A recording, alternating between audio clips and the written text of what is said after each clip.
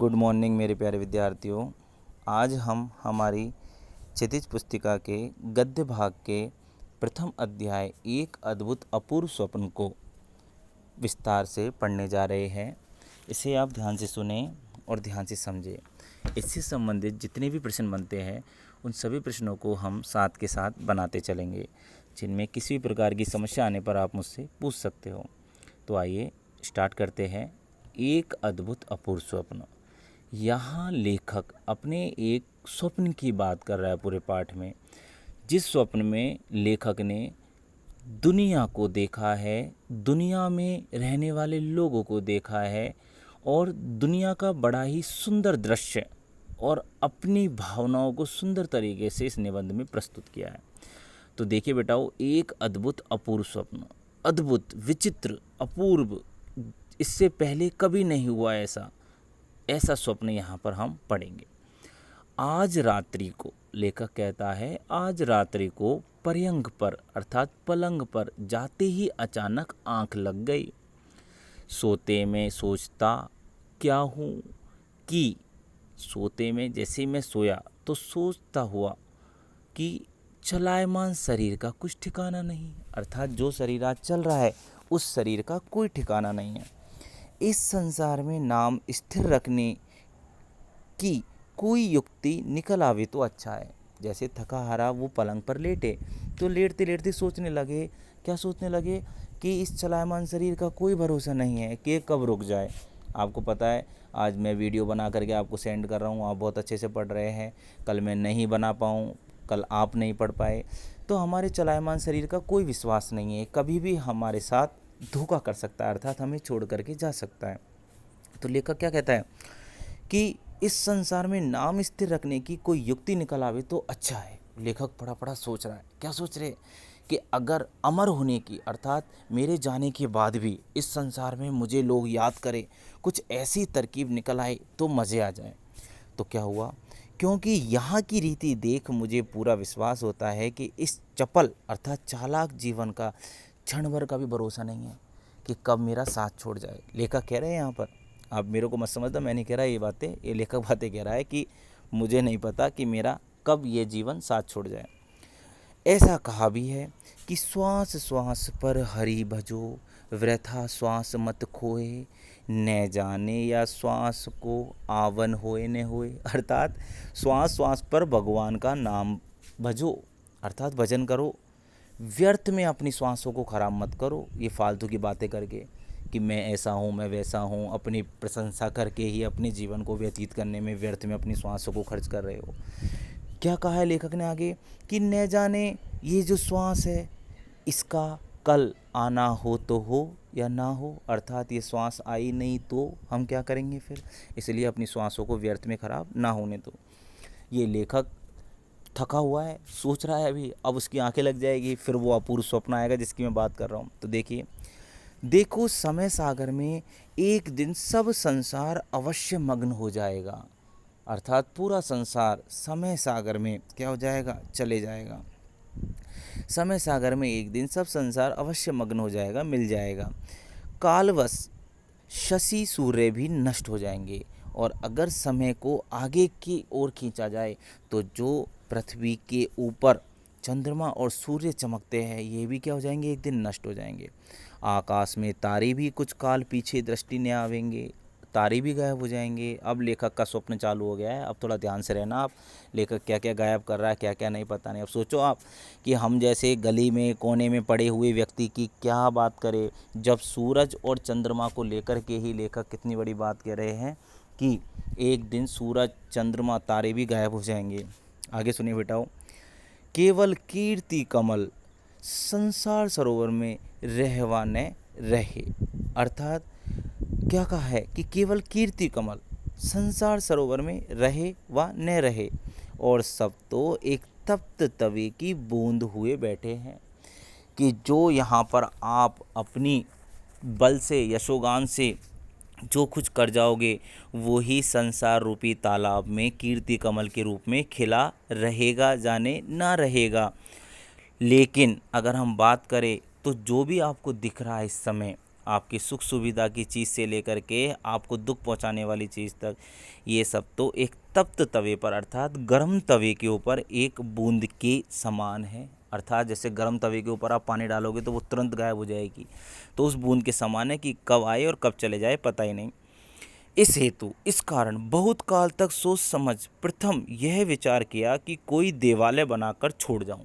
लेखक ने सोचा कि ये काम करता हूं, ऐसे तो अमर रहना नहीं मैं, आज नहीं तो कल मैं मर जाऊंगा, लेकिन एक देवालय बनाकर छोड़ जाऊं। देवालय क्या होता है? एक मंदिर। तो लेखक ने मंदिर बनाने की सोच ली। अब आप दिमाग लगा लेना बेटा, क्या सोच रहे लेखक? मंदिर बनाने की। अब मंदिर बनाने की बात लेखक क्यों सोच रहे हैं, ये बात आपके दिमाग में आनी चाहिए। सबसे पहले क्या बनाने की सोची बेटा? देवालय अर्थात मंदिर। आगे सुनिए लेखक क्या सोच रहा है। आगे लेखक कह रहा है कि परंतु थोड़ी ही देर में समझ आ गया लेखक को, सपन में क्या समझ आ गया? इन दिनों की सभ्यता के अनुसार इससे बड़ी कोई मूर्खता नहीं होगी। आज की सभ्यता को ध्यान में रखा कि मंदिरों में कौन जाता है, तो आज की सभ्यता को ध्यान में रख करके फिर कहा ये तो मूर्खता वाला काम होगा, इसका तो कोई मतलब नहीं है मंदिर बनाने का। अब मूर्खता वाला काम क्यों कहा? और यह तो मुझे भली भांति मालूम है कि यही अंग्रेजी शिक्षा रही, आज की जो अंग्रेजी शिक्षा है यही रही, तो मंदिर की ओर मुख फेर कर भी कोई नहीं देखेगा। अर्थात मैं मंदिर बना दूंगा तो मंदिर से अमर होने वाला नहीं हूँ मैं, क्योंकि मंदिरों की ओर तो कौन जाएगा, क्योंकि आज अंग्रेजी शिक्षा और अंग्रेजी शिक्षा में लोग कहाँ भक्ति भावना पर विश्वास करते हैं। इसलिए लेखक ने क्या किया आगे कि इस कारण विचार का परित्याग करना पड़ा, मैंने छोड़ दिया, मैंने विचार त्याग दिया देवालय बनाने का। सबसे पहले क्या विचार आया मन में? देवालय बनाने का। क्वेश्चन बन गया ना, लेखक के स्वप्न में सर्वप्रथम कौन सा विचार या क्या बनाने का विचार आया? तो देवालय बनाने का आया। Very good. और क्यों त्याग दिया ये भी आपको पता चल गया कि सभ्यता आज उनके अनुकूल नहीं है, अर्थात अंग्रेजी शिक्षा के होने के कारण से मंदिरों की ओर कोई मुख करके भी नहीं देखेगा, इसलिए उन्होंने इसे त्याग दिया। आगे आगे कितनी सुंदर बात की लेखक ने, सुनो आप, कि इस कारण विचार परित्याग करना पड़ा। फिर पढ़े पढ़े पुस्तक रचने की सूझी। मैंने सोचा एक पुस्तक रच के चले जाता हूँ, एक किताब लिख दूंगा तो किताब को पढ़ेगी पब्लिक। पुस्तक रचने की सूझी, परंतु इस विचार में बड़े कांटे निकले। मतलब इसमें भी कोई समस्या आ गई, जैसे देवालय में समस्या आई थी। दूसरी चीज़ क्या सोची बेटा? पुस्तक रचने की। इसमें भी बड़े बड़े क्या आ गए? कांटे निकल आए, क्योंकि बनाने की देर ने होगी कि कीट क्रिकेट काट कर आधी से अधिक निकल जाएंगे, अर्थात कीड़े लग जाएंगे, दीमक लग जाती है ना, तो दीमक लग करके किताबों गायब कर देगी, इसलिए इन किताबों को लिखना भी बेकार होगा, कोई किताबों से अमर नहीं होने वाले। तो लेखक ने क्या सोचा? यश के स्थान पर शुद्ध अपयश प्राप्त होगा। मान सम्मान तो कहाँ का प्राप्त हुआ, मुझे तो अपमान मिलेगा बल्कि पुस्तक लिखने से। इसलिए पुस्तक के विषय में जब देखा कि अब टूटे फूटे विचारों से काम नहीं चलेगा, तब लाडली नींद को 2 रात पड़ोसी के घर बेच, मतलब जो लाडली नींद थी वो नींद तो गायब हो गई, तो उस नींद को कहाँ भेज दिया? पड़ोसियों के घर पे। तो 2 रात तक अपनी नींद को पड़ोसियों के घर में भेज आंख बंद करके शंभू की सी समाधि लगा गया मैं तो। यहाँ तक कि 61 या 51 वर्ष उसी ध्यान में बीत गए, अर्थात उसी ध्यान में लग गए कि करूँ क्या, क्या नहीं करूँ, ये करूँ वो करूँ। तो इस तरीके से उम्र का भी पता नहीं चला। अंत को एक मित्र के बल से अति उत्तम बात की पूछ हाथ में पड़ गई। अब उनको क्या हुआ? एक मित्र मिला, तो मित्र ने एक सलाह दी, तो अब एक नई बात उनके सामने आई है। स्वप्न ही में प्रभात होते ही पाठशाला बनाने का विचार दृढ़ किया। एक मित्र, स्वप्न में ही चल रहा है ये सब कुछ, आप कहीं मत जाना, सब स्वप्न में सोच रहे लेखक। तो लेखक के मित्र ने क्या सलाह दी कि पाठशाला बनाते हैं। तो अब क्या हुआ? परंतु स्वप्न ही प्रभात में होते ही पाठशाला बनाने का विचार दृढ़ किया, मतलब मजबूत किया। परंतु जब थैली में हाथ डाला, अर्थात अपनी झोली में देखा कि पैसा कितना है, थैली में हाथ डाला तो केवल 11 गाड़ी ही मोहरे निकली, अर्थात केवल थोड़ा सा ही पैसा था, उस समय मोहरे चलती थी, तो केवल 11 गाड़ी मोहरे निकली। 11 अर्थात 11 गाड़ी मोहरे निकली, मोहर जो होती है। आगे आप जानते हैं कि इतने में मेरी अपूर्व पाठशाला का एक कोना भी नहीं बन सकता, निदान अपने इष्ट मित्रों की भी सहायता लेनी पड़ी। अर्थात मैंने क्या सोचा कि इसके उपचार के लिए तो अपने मित्रों से भी कुछ धन लेना पड़ेगा। तो क्या हुआ? मैंने अपने मित्रों की भी सहायता ली। ईश्वर को कोटि कोटि धन्यवाद देता हूँ जिसने हमारी ऐसी सुनी। यदि ईंटों के ठौर मोहर चुनवा लेते तब भी तो 10-5 रेल रुपए और खर्च करने पड़ते। अर्थात ईश्वर ने सुन ली और इस तरीके से उन्होंने अपने उसको किसको उस पाठशाला को बनाने का जो निर्णय था वो उनका सफल होता हुआ नजर आया। तो यहाँ पर बताया है कि 10-5 रेल रुपए और खर्च पड़ते, अर्थात आने जाने का इधर उधर का, होते होते सब हरि कृपा से बनकर ठीक हुआ। इसमें व्यय अर्थात खर्च हुआ, वह तो मुझे स्मरण नहीं कितना खर्च हुआ, परंतु इतना अपने मुंशी से मैंने सुना था कि 1 का अंक और 387 शून्य अकेले पानी में पड़े थे। पानी में पड़े होने का मतलब कि उन्होंने इतना खर्च कर दिया था। बनने को तो एक क्षण में सब बन गया, परंतु उसके जोड़ने में पूरे 25 वर्ष लगे।